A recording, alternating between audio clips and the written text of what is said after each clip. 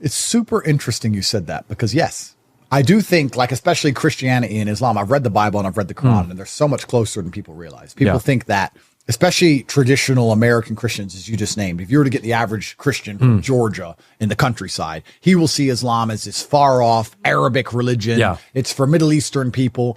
Well, so is Christianity. It's from the same place. So they're from the same place. Only 20% of Muslims are Arabic anyway. There's huge Islamic nations which are Asian. There's Indonesia, Malaysia. There's huge Islamic nations. So they work hand in hand. What's up, everybody?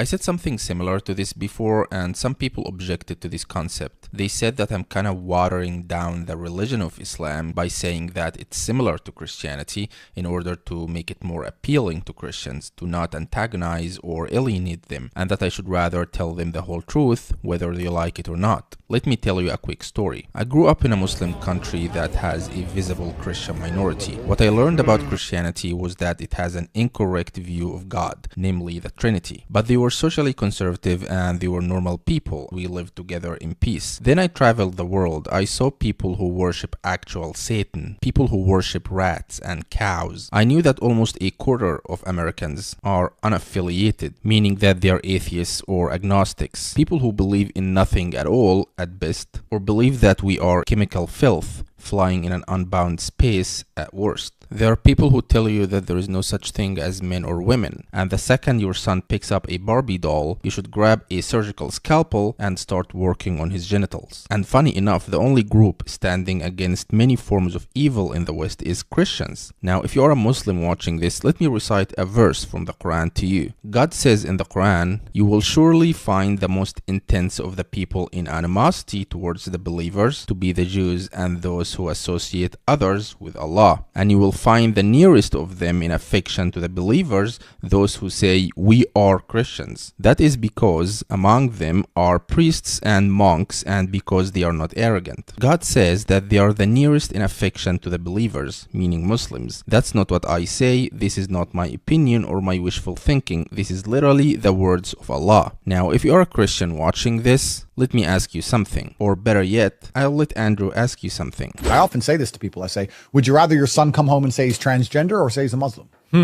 Because we're getting to that point. Yeah. If Christianity keeps failing, you're going to end up with a son that's either going to come home and be a liberal or come home and be a Muslim. Which one would you choose? I'd actually like to ask this to all the conservative Christians in America, and they'll say, Jesus is king. And I'll say, good, I respect that. But let's pretend for a thought experiment that I'm right and that Christianity is little by little, like we talked about, inch by inch, giving up power and being decimated in real time. And at some point in the future, you have two choices: liberal insanity and transgenderism, or Islam. Which one would you choose? And I think most Christians would actually sit, if they answered honestly, and say, I'd rather them worship God. I'd rather Islam. I pose a similar question to Muslims. Remember that in the early days of Islam, when the Persians, who worshipped fire, idols, and made-up entities, won a huge war against the Romans, who were Christians, the disbelievers of Mecca, who also worshipped idols, celebrated their victory, while Muslims were saddened by it. And the revelation came to Prophet Muhammad with the following verses: "The Byzantines have been defeated in the nearest land, but they, after their defeat, will overcome within 3 to 9 years. To Allah belongs the command before and after, and that day the believers will rejoice in the victory of Allah. He gives victory to whom He wills, and He is the exalted in might, the merciful." And sure enough, 9 years later, the Romans won again against the Persians, and it was good news for the fledgling Islamic State. Recognizing your positioning in the world among different groups and powers is important for the future of the Muslim nation. And I feel like Christianity's lost a lot of its presence in recent times, and that breaks my heart.